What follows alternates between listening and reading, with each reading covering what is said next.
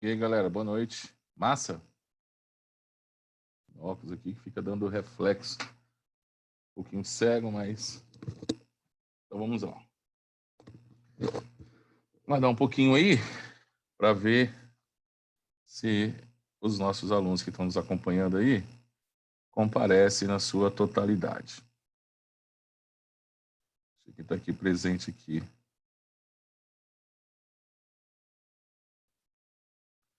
Então, Marcos, Isabela. Não lembro da Letícia. Não lembro da Letícia. Letícia, você já assistiu a aula minha, Letícia? Aqui? Ei?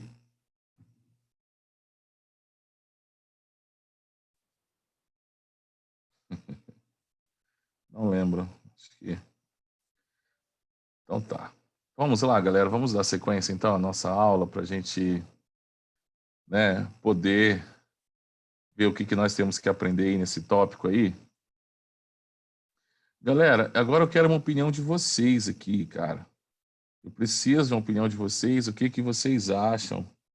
Se isso vai dar certo. Eu acredito que vai ser melhor para a gente, mas eu preciso que vocês assinem embaixo. Então, olha só. Subir aqui, cronograma descomplica. Nosso cronograma de física.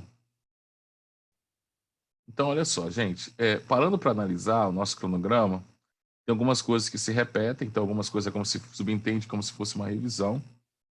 E eu posso, então vamos analisar aqui, ó.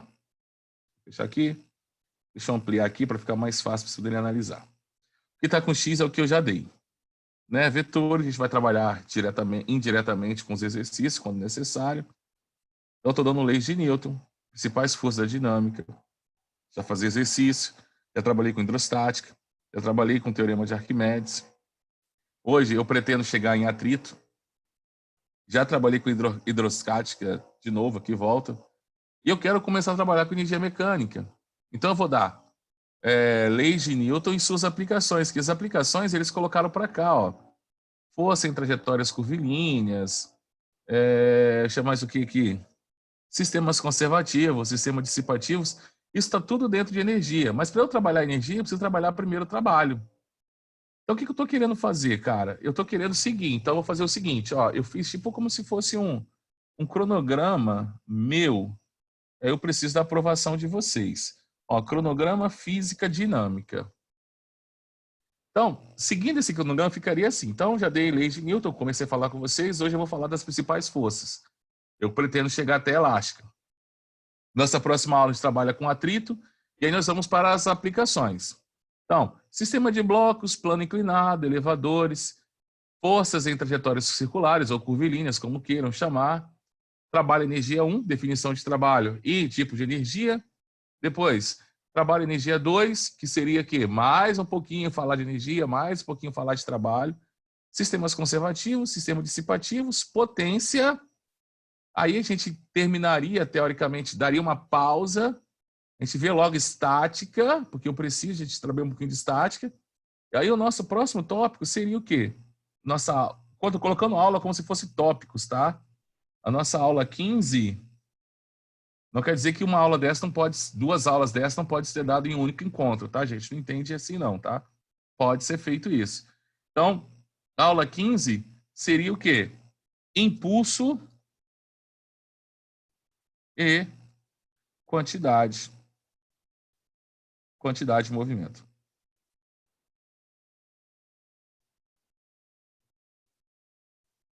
Aí, aula 16, repete essa aula, porque eu preciso, né, só para poder me cronometrar, eu preciso disso aqui, ó. E sabe o que acontece aqui? Vou colocar mais uma aula aqui, aula 17. Eu quero saber de vocês se eu posso seguir isso aqui. Gravitação universal. Sabe o que acontece quando eu chego aqui? Eu termino toda a mecânica. E aí, para a gente, vai ficar faltando o quê? Vai ficar faltando eletricidade, ondulatória, ótica, tá? Esses tópicos que são os tópicos teoricamente mais fáceis para a gente aprender. Ó, óptica é tranquilo, ondulatória é tranquilo, mais o que é tranquilo a gente trabalhar? Ah, eu tenho que trabalhar com vocês também gases e trabalhar com vocês também primeira e segunda lei da termodinâmica, também é tranquilo, porque nem é só a parte teórica. Então, se vocês deram ok para mim, eu vou seguir isso aqui, ó. Ó. Aí eu mato todos aqueles tópicos que eu risquei aqui, ó. Lembra disso aqui? Ó, sistemas conservativos, sistemas dissipativos, impulso e quantidade de movimento, conservação da quantidade de movimento, colisões.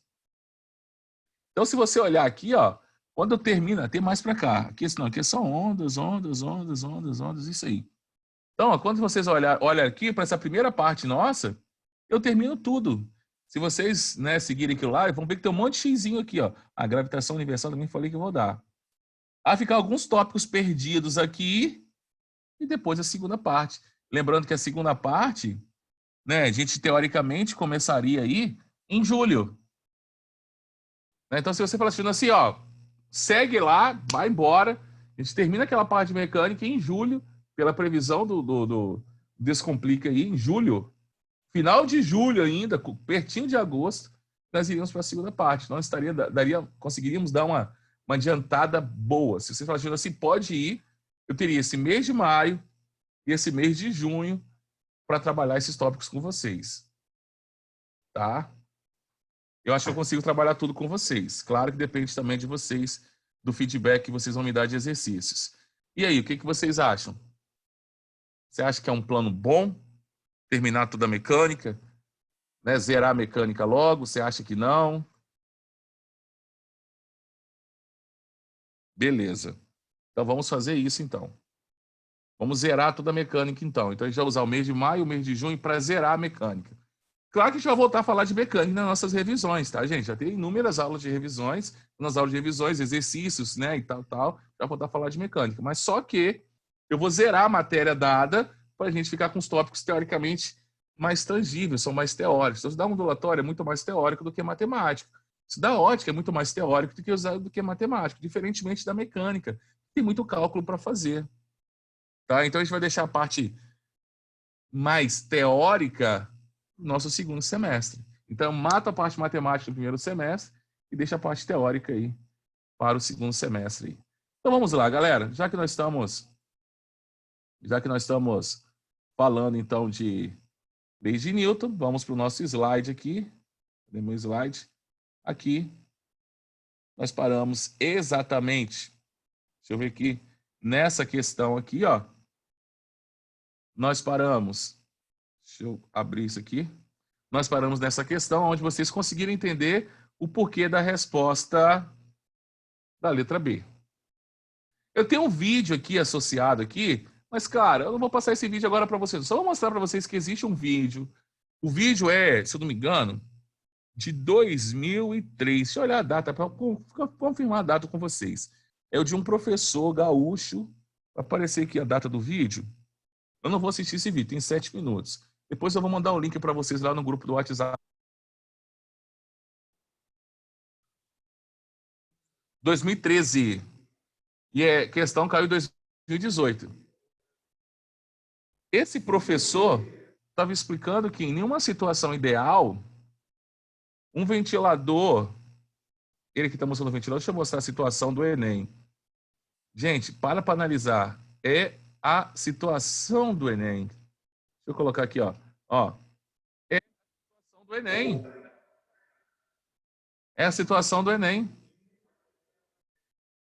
Então quer dizer que um vídeo de um professor na questão do Enem, que ele falou em 2013, essa questão foi cobrada em 2018. Então, um vídeo de um experimento feito por um professor comprovando que, nesse caso, a ação e a reação não estão acontecendo no mesmo corpo, logo, em uma situação ideal, elas não iriam se anular, porque eles estão agindo em corpos diferentes. Porque parte desse vento do ventilador, ao tocar nesse anteparo, vai passar por uma parte onde não estão se encontrando ventos. Então, quer dizer que ela vai fazer uma ação na atmosfera e toda ação corresponde a uma reação. Ou por isso que nós marcamos aquela letra B dessa questão. Seguindo aqui, gente, olha só, muito fácil essa questão. Né? Escola de Aprendizes do Ar, 2016. O personagem Cebolinha, da tirinha, vale-se de uma lei da física para executar tal proeza que acaba causando um acidente. O que ele fez? Vocês já viram isso? Esses mágicos, né, eles puxam a toalha de uma mesa com muita rapidez e os objetos que estavam sobre a toalha permanecem no mesmo local. Se vocês observarem aqui, ó, repare que os copos e os pratos que estavam sobre a mesa permaneceram no mesmo lugar. Por que eles permaneceram no mesmo lugar? Devido à ação da inércia. E aí, qual é a lei da inércia? Primeira lei de Newton. Fechado? Então, uma questão básica das 3 leis de Newton. Aqui é uma questão de análise também sobre as 3 leis de Newton. Eu gosto dessa questão porque é uma questão questões somativas são questões interessantíssimas para que possamos analisar todo o repertório sobre as leis de Newton. Então, vamos analisar. Ó, ao saltar de um paraquedas, os paraquedistas são acelerados durante o intervalo de tempo, podendo chegar a 200 km por hora, dependendo do peso e da área do corpo desse paraquedista, é óbvio. Quando o paraquedista abre o conjunto paraquedas e paraquedista, sofre uma força contrária ao movimento, capaz de desacelerar até uma velocidade muito baixa, permitindo uma aterrissagem tranquila. Então, quando ele está com o paraquedas fechado, sem abrir, a força que age sobre ele aqui, ó, são 2. Força gravitacional e ainda a resistência do ar. Concorda que existe a resistência do ar? Só que quando ele abre esse paraquedas, o que acontece com essa resistência do ar? Ela vai só aumentando. E aí vai chegar um determinado ponto que essa resistência do ar acaba se igualando à força gravitacional. Então, quer dizer que eu chego numa situação em que a resistência do ar, vou colocar assim, ó, a resistência do ar se torna igual à sua força-peso, né? Sua força gravitacional, ou peso, como vocês queiram falar. Cara, se torna igual, se só tem 2 forças atuando nele, então pode dizer que a força resultante que atua sobre ele é 0. Quais são as condições para eu não ter força resultante? Se eu não tenho força resultante, nós discutimos isso somente em 2 situações. Ou esse corpo está em repouso, ou ele está em movimento retilíneo uniforme. Se ele estivesse em repouso, quer dizer que ele para aqui. Ele não vai cair mais. Isso não vai acontecer. Nós já temos condições suficientes de não ver ao vivo, mas sim assistir em filmes, em vídeos, né, que um paraquedista ele chega ao solo. Então quer dizer que, pelas nossas observações, nós sabemos que ele não fica em repouso. Ele executa um movimento retilíneo uniforme. Tá? São as únicas 2 situações possíveis para quando o corpo está sobre a ação de nenhuma força resultante. E aí ele começa a falar algumas preposições e pede para a gente analisar quais que são corretas e quais que são falsas. A aceleração resultante sobre o paraquedista é igual à aceleração da gravidade. E aí, gente? É igual? Eu não tenho resistência do ar agindo sobre ele? No texto foi bem claro, mesmo antes dele abrir o paraquedas, dependendo do seu tamanho, ele chega àquela velocidade. Uma pessoa com uma área corporal muito maior não vai chegar a essa aceleração igual da gravidade. Chegaria a uma aceleração da gravidade em uma situação ideal. E ali não está falando que é uma situação ideal. Então, essa questão aqui é uma questão falsa. Durante a queda, a única força que atua sobre o paraquedista é a força-peso. Eu mostrei no desenho para vocês que a lei do peso tem a resistência do ar. O movimento descrito pelo paraquedista é um movimento com velocidade constante em todo o seu trajeto.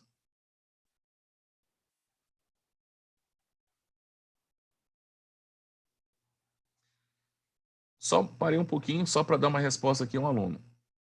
Uma aluna. A Kelly disse se esses cronogramas ela pode chegar no Descomplica. Isso deveria ser, tá lá no Descomplica, só que eu não achei também.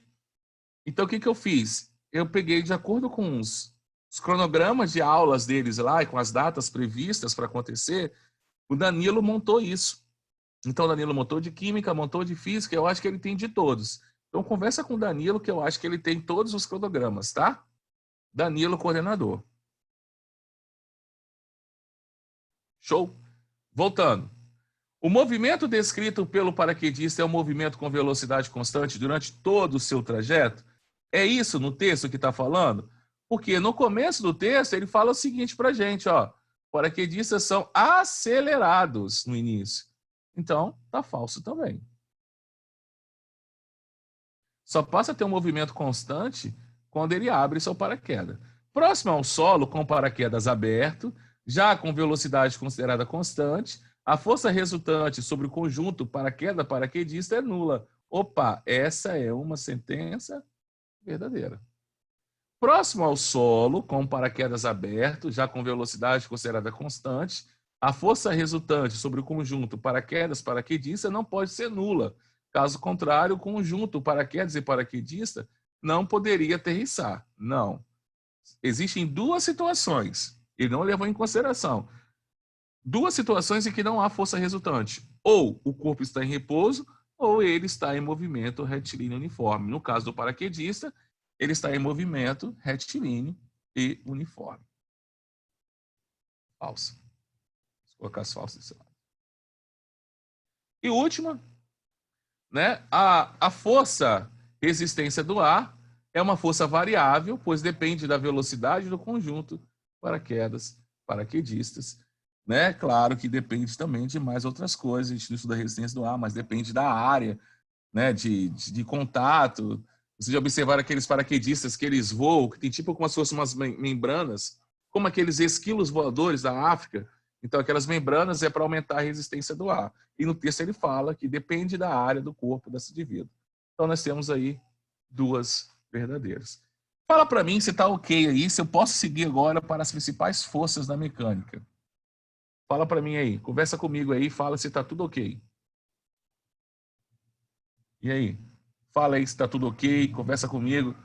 Posso seguir? Ficou claro essa questão? É uma questão de somatório, uma questão analítica. Eu gosto dessas questões para que a gente consiga ampliar os nossos conhecimentos. Ou seja, não é uma... que às vezes eu tenho uma questão com uma cálculozinha, eu faço um cálculo, talvez eu não sigo o procedimento que deve ser seguir, eu segui uma lógica e cheguei à resposta, eu tenho a falsa impressão que eu entendi. Agora, quando eu tenho questões assim, com somatória, verdadeiro e falso, eu tenho que perpassar por todo o meu conteúdo. Então, isso traz para mim um ganho maior. Eu prefiro trabalhar essas questões assim para as minhas aulas. Galera, as principais forças da mecânica são essas aí. Bem-vindo, então, às forças. Peso, elástica, força ou reação normal ou simplesmente normal, força tração ou simplesmente tração, força de atrito. Força-peso, o que nós usamos para representar a força-peso? Então, força-peso eu uso P. Força elástica eu uso F, L. Se é força, tudo é grandeza vetorial, tá, gente? Normal eu uso N ou simplesmente RN, reação normal. Tanto faz, tá? Eu gosto mais de usar N. Força tração, T, ou, que é o mais utilizado, ou FT. Pode aparecer também força tração. E por último, força de atrito, nós vamos usar F com AT subscrito. Todas grandezas vetoriais. Tranquilo para a gente, então? Então, já que todos são forças, qual a unidade de medida para essas grandezas aqui, galera? Qual a unidade de medida para elas? Newton. Todas no Sistema Internacional de Unidades serão medidas em Newton. Não se esqueçam disso. E agora vamos analisar cada uma dessas. Primeiro, a força-peso. Galera, antes de qualquer coisa, nós não podemos mais nos confundir e achar que peso e massa são a mesma coisa. Definição mais aceita para massa é que massa é a medida da inércia de um corpo. Quanto maior a massa, maior o estado inicial desse corpo. Mais difícil vai ser para eu modificar seu estado inicial. Então, se eu tenho dois corpos e ambos estão em repouso, o de maior massa, eu vou ter mais dificuldade para iniciar o movimento. Se eu tenho dois corpos, o de maior massa, e eles estão em movimento retilíneo uniforme, o de maior massa, eu vou ter mais dificuldade para fazê-lo parar, por exemplo, ou para acelerar. Então, massa e inércia são diretamente proporcionais.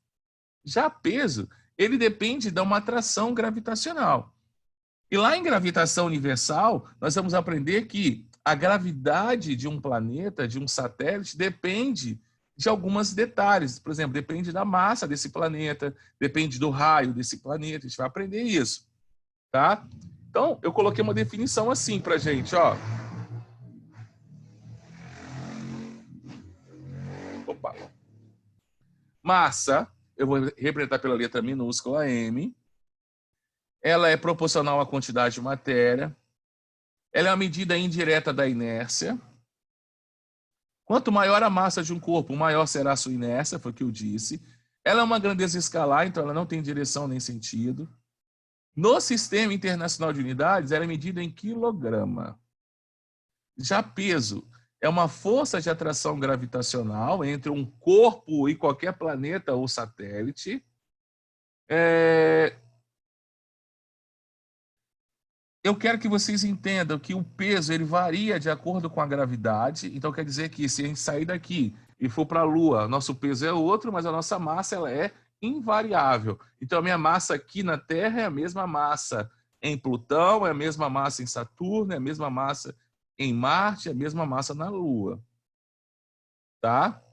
Esse peso é uma grandeza vetorial, logo a direção dele é uma direção sempre, ó, sempre radial ao centro desse planeta. Então, sempre pensando no planeta Terra, vamos pensar no planeta Terra, então pensando no nosso planeta, então aqui é o nosso centro gravitacional, então esse peso sempre aponta para onde? Sempre aponta para o centro gravitacional desse corpo. Galera, como que eu calculo o peso? Pô, muito fácil, gente. Como que eu calculo o peso? Peso de qualquer objeto, de qualquer matéria, vai ser a massa vezes a gravidade. Então, por exemplo, aí, vamos pegar. Suponhamos que eu tenho um indivíduo de massa igual a 80 quilogramas. Suponhamos que a gravidade na Terra vale 9,8 metros por segundo ao quadrado. Qual vai ser o peso desse cara aqui na Terra? Eu vou multiplicar 80 vezes 9,8. Então, aqui deu 4, vão 6. 8 vezes 84, vão 6. 8 vezes 9, 72, 78. 784 newtons. Esse é o peso desse indivíduo. Então, suponhamos que esse carinha aqui, ó, esse carinha aqui tem massa igual a 80 quilogramas. Agora, suponhamos que esse mesmo carinha veio para cá, ó. Aqui eu estou na Lua. A gravidade lá na Lua, gente, vale 1,6. É em torno de 1/6 da gravidade aqui na Terra. Então, quer dizer que o peso desse mesmo indivíduo lá na Lua vai ser assim, ó. Peso desse cara lá na Lua vai ser igual à sua massa, que não muda, 80, vezes 1,6. Então, o peso desse indivíduo lá na Lua vai ser igual a 48, vão 4, 128 newtons. Então, quer dizer que ele estava acostumado. Então, imagine, seu tecido muscular, o seu tecido ósseo, os seus membros inferiores e seus músculos intercostais estão, como pode dizer, estão acostumados a sustentar uma atração gravitacional igual a quase 800 newtons. Se esse cara é levado lá para a Lua, olha a sensação que ele vai ter. É como se do nada ele saísse de uma massa de 80 quilogramas e fosse para uma massa em torno de 13 quilogramas. Então quer dizer que ele consegue saltar. Essa é a ideia de Superman, né? A ideia de Superman é que lá em Krypton tinha uma gravidade algumas vezes maiores do que a Terra. Então quando ele veio para a Terra, como o seu corpo estava se adaptado àquela gravidade, quando ele veio aqui para a Terra, como a gravidade era menor, ele conseguiu levantar objetos e sustentar objetos diferentes de nós terráqueos. Então ele não tem superpoderes. Ele é um corpo adaptado a uma gravidade maior. Por exemplo, um objeto, você pensa assim, vou malhar, vou para academia, vou começar a malhar depois da quarentena, e aí você vai lá para o supino, né? E vai colocar lá no halteres lá, coloca 2 anilhas aqui, ó. 2 anilhas de 20 quilos cada. Então quer dizer que aqui tem 40 quilogramas, e aqui tem 40 quilogramas. Você fala, vou malhar peitoral com essas 2 anilhas. Você pensa assim, rapaz, esse cara tá forte, né? Depois de 2 meses, 3 meses sem malhar, ele vai conseguir erguer isso? Se fosse lá na Lua, sabe quanto que isso é como se ele estivesse erguendo? Então lá na Lua ele consegue fazer isso com apenas uma das mãos. Porque lá na Lua, o peso desses 80 quilos corresponde ao quê? 128 newtons, ou seja, o equivalente a se ele colocasse 2 anilhas de 6 quilos em cada lado. Olha para você ter uma ideia. Então ele é forte? Ele teria superpoderes? Suponhamos que existissem lunáticos, pessoas que morassem lá na Lua, e olhar para ele e falar, caramba, esse cara tem superpoder. Olha o que ele faz com isso aqui, ele consegue jogar. Na realidade, ele cresceu na Terra. Galera, aqui uma curiosidade que eu vou mostrar para vocês. Né? Vocês estão vendo aqui, ó. Eu vou colocar aqui, ó. Coloca o seu peso aqui. Então, na Terra, lembra daquele cara? 784 newtons. Olha só. Lá, em Mercúrio, seu peso seria 296. Em Vênus, 710. Na Lua, 130. Em Marte, 297. Em Júpiter, 1985 newtons. Ele não conseguiria nem andar. Então é como se ele saísse do nada de 80 quilos para quase uma sensação de 200 quilos em sua perna. Tá fudido, não vai nem andar. Tá? Em Saturno, 835. Em Urano, 707, 709. Em Netuno, 880. E lá em Plutão, 52 newtons. Tá claro? A sua massa continua sendo quanto? 80 quilogramas, independente do planeta, independente do satélite que ele for, independente da galáxia que ele for. O que está mudando ali é o seu peso. Show? Voltando então. Tem perguntas aí? Posso seguir? Não. Vamos seguir. Gente, força elástica ou lei de Hooke. Tem umas pessoas que falam Hooke, mas eu vou falar Hooke, que é o mais comum. Então, lei de Hooke. Força elástica. Galera, a força elástica é uma força de restituição. Como assim, professor? Então quer dizer que suponhamos que eu tivesse aqui um suporte aqui e aqui eu tivesse uma mola.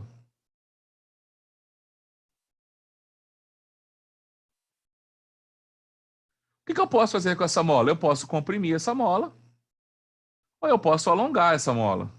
Você concorda que se eu comprimir essa mola, ela vai tentar voltar ao seu tamanho original? Se eu alongar essa mola, você concorda que vai surgir uma força contrária que vai tentar voltar ao seu tamanho original? Então, por isso que a gente fala que a força elástica é uma força de restituição. Independente da força que você aplicar, essa força elástica vai ser sempre contrária à ação externa. Então, se eu puxo, ela tenta voltar. Se eu comprimo, ela tenta esticar. Então, por isso que chamamos de força de restituição. Por isso que na fórmula aparece o sinal negativo na frente. Então, antes de eu começar a calcular a força elástica, já que ela é uma força de reconstituição, a gente coloca o sinal negativo na frente.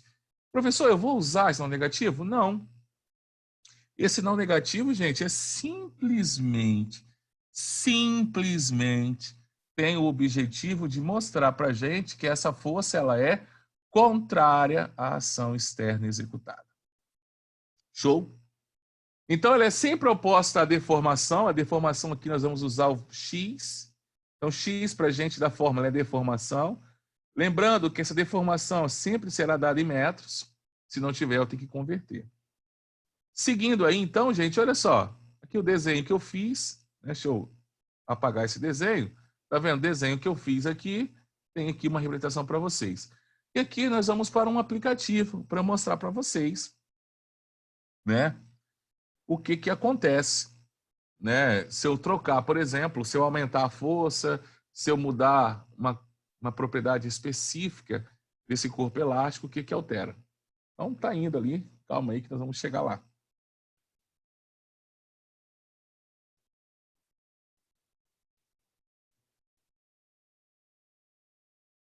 Eita, hein?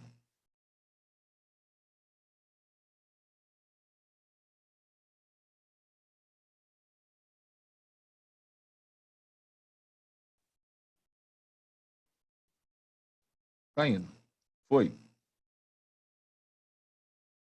Então, é um simulador do FET, e nesse simulador do FET, nosso objetivo aqui é mostrar para vocês qual é a ação dessa força elástica, tá massa?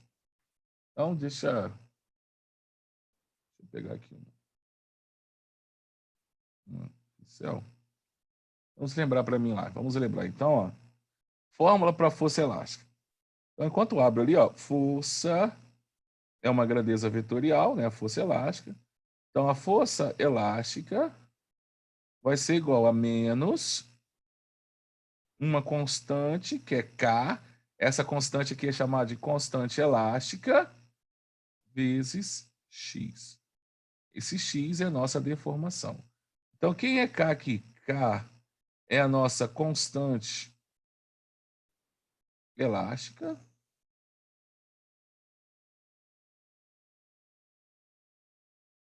E essa constante elástica ela é dada em newtons por metro.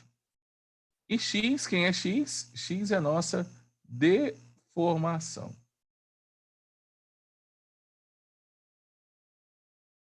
E essa deformação vai ser dada sempre em metros. Eu estou falando de padrões no Sistema Internacional de Unidades. Então, vamos lá. Vou pegar aqui a nossa introdução aqui.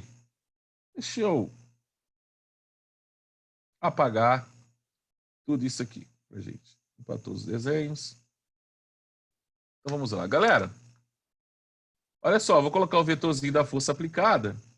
E olha só, vou puxar, ó. Eu apliquei uma força de quantos newtons? 100 newtons.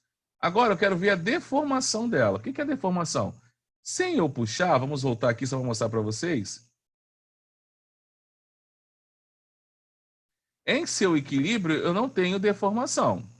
Ó, à medida que eu amplio a minha força, repare que a minha deformação. Então quer dizer que eu posso dizer, deixa eu pegar aqui o meu marcador de texto, eu gostei do verde. Vou pegar aqui, que verde é esperança para acabar isso. Então eu posso dizer que a minha força aplicada vai ser diretamente proporcional à minha deformação. Então, para uma maior deformação, eu preciso aplicar uma maior força. Show? Então, pensando isso em um gráfico, ficaria assim, então, ó. Vou fazer um gráfico mais bonitinho para a gente. Então, pensando isso no gráfico, ficaria assim. Então, eu vou ter um gráfico.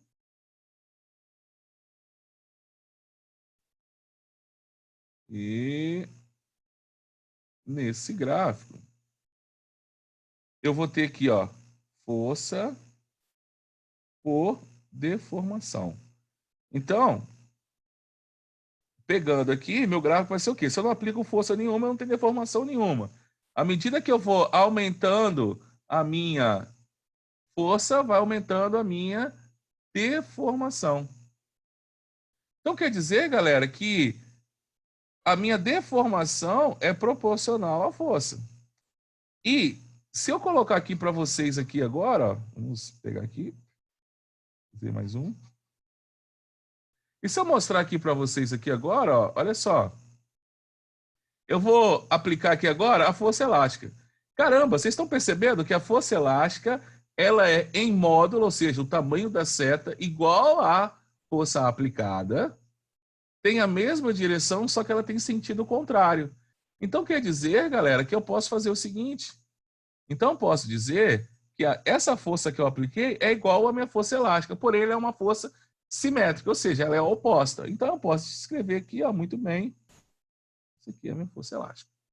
E aí, o que o Hooke fez? O Hooke pegou e fez o seguinte, ele calculou a tangente dessa reta aqui, ó. Gente, como é a tangente desse ângulo θ? Como é que eu calculo tangente de qualquer ângulo? Tangente de qualquer ângulo nada mais é do que cateto oposto, que vai ser força elástica, dividido pelo cateto adjacente, que vai ser x. E ele chamou essa tangente desse ângulo, ele chamou nada mais, nada menos do que uma constante K. Então, ele diz que a constante que ele chamou de constante elástica, a partir de então, é igual à força elástica dividido pela sua deformação. Trocando isso em trocadilhos, a gente gosta de escrever assim. Então, força elástica vai ser igual a K vezes X. Como é opcional, eu vou colocar aqui um menos na frente de verde. Esse menos pode aparecer ou não, que é só para mostrar para a gente que essa força elástica ela é simétrica à força aplicada. Galera, olha só aqui, ó. Se eu aumentar a minha constante elástica, você está vendo que a minha deformação aumenta? Desculpa, diminui, ó. Diminui a minha constante elástica, a minha deformação verdinha aqui, ó. Ó, a minha deformação, deixa eu apagar aqui. Céu. X. Ó, a minha deformação é esse cara aqui. Repara agora que eu vou fazer o seguinte, ó. Ó, olha a minha deformação. Eu aumentei a deformação, eu aumentei a minha constante elástica aqui embaixo, ó. Aumentei a minha constante elástica, o que acontece com a minha deformação? Diminui. Ó, diminuí a minha constante elástica, o que acontece com a minha deformação? Aumenta. Tá vendo a fórmula? Constante elástica é diretamente proporcional à força elástica e inversamente proporcional à minha deformação. Jonassi, Oi, pode perguntar. fala mais sobre a constante elástica. Falar um pouco mais sobre ela? Então vamos lá. Deixa eu fechar aqui. Então, olha só, eu quero que vocês. O que vocês precisam saber na realidade, né, de constante elástica?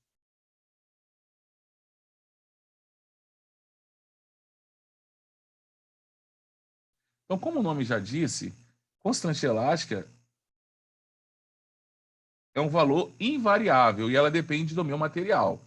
Então, quer dizer que corpos elásticos, seja ele borracha, seja ele mola, são constituídos de materiais diferentes, espessuras diferentes, eu tenho constantes elásticas diferentes. Então, a minha constante elástica é uma propriedade específica da minha mola.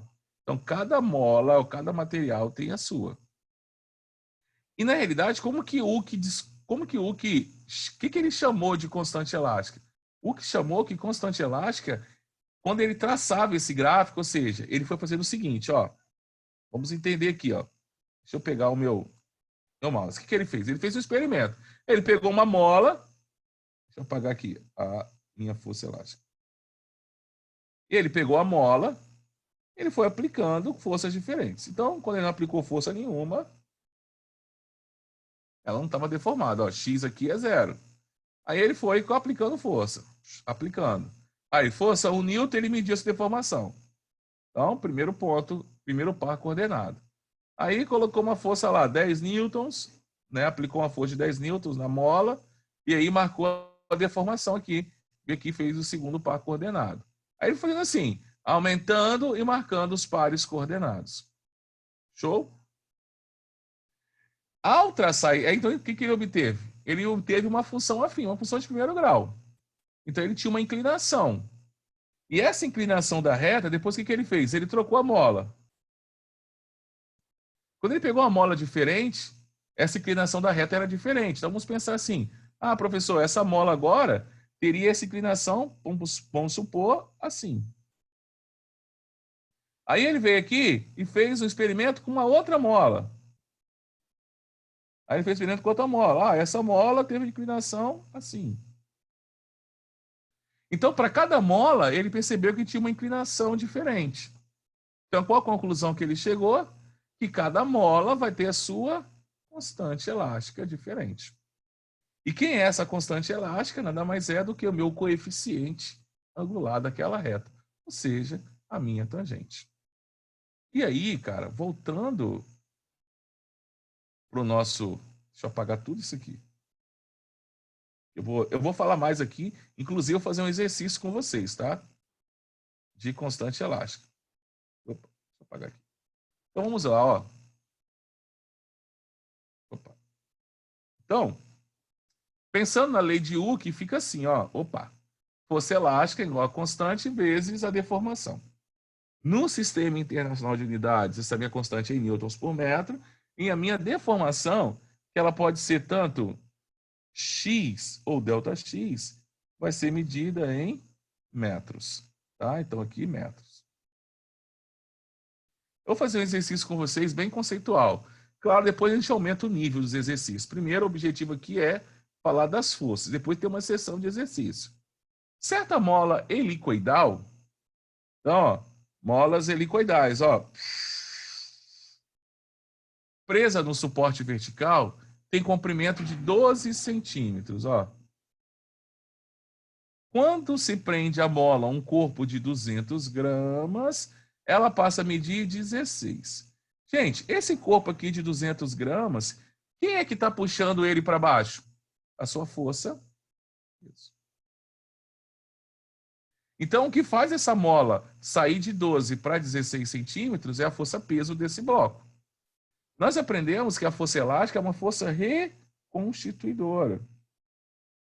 Então, quer dizer que a minha força elástica vai agir para cima. Ou seja, ela vai tentar fazer com que essa mola volte a ter 12 centímetros. Mas ela vai estar em equilíbrio, ou seja, esse peso ele vai alongar essa mola até esses 16 centímetros que falou, e depois ele não vai continuar caindo, e nem ele vai voltar, vai ficar em equilíbrio. Então, se está em equilíbrio aqui, o que nós já aprendemos nas leis de Newton?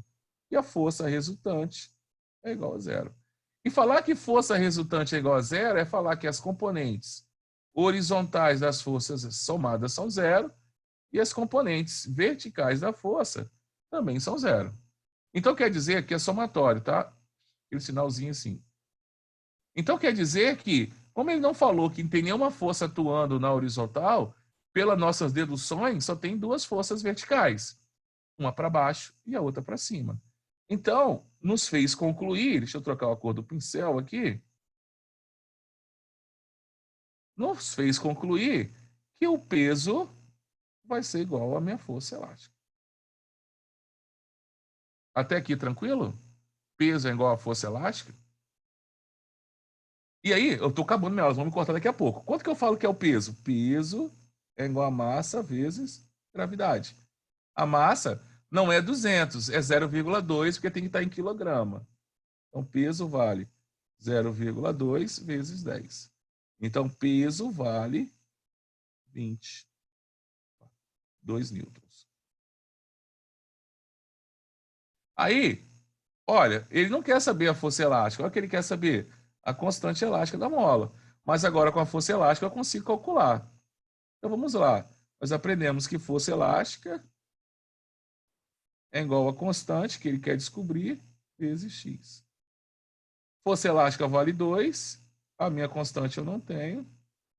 Só que a minha deformação, ele valia 12 centímetros a mola, passou a ser 16. Então, quer dizer que a minha deformação foi de 4 centímetros. Eu não posso colocar centímetros aqui. Eu tenho que colocar metros. Então, minha deformação foi de 0,04. Então, a minha constante elástica da mola vai ser 2 dividido por 0,04. Quando eu quero dividir números que não tem casas decimais, é só acrescentar. Ó. Então, aqui é 2, aqui é 0,04. Esquece a vírgula. Aqui virou 200 e aqui virou 4. 200 dividido por 4, 50 newtons por metro. 50 newtons por metro em notação científica é 5 vezes 10 elevado a 1. Gente, minha aula acabou. Só tenho 45 minutos hoje. Conseguiram entender força elástica? Claro, nós vamos aumentar o nível. E foi bem tranquilaço. E aí, fala para mim antes de a aula acabar, por favor. Como é que foi? Sim, show. Galera, ó, um abraço, um beijo em vocês. E amanhã a gente começa a estudar, então, óxidos. Massa? Então, amanhã a aula de funções inorgânicas, nomenclatura. A gente vai ver a nomenclatura de óxidos mais fáceis primeiro. Óxidos, depois hidróxidos, depois ácidos e, por último, sais. Galera, um forte abraço. Ótima aula para vocês aí depois de mim. Hoje, como eu não sou o último, então eu tenho um tempo restrito. Ó, beijão em todos. Fui. Forte abraço.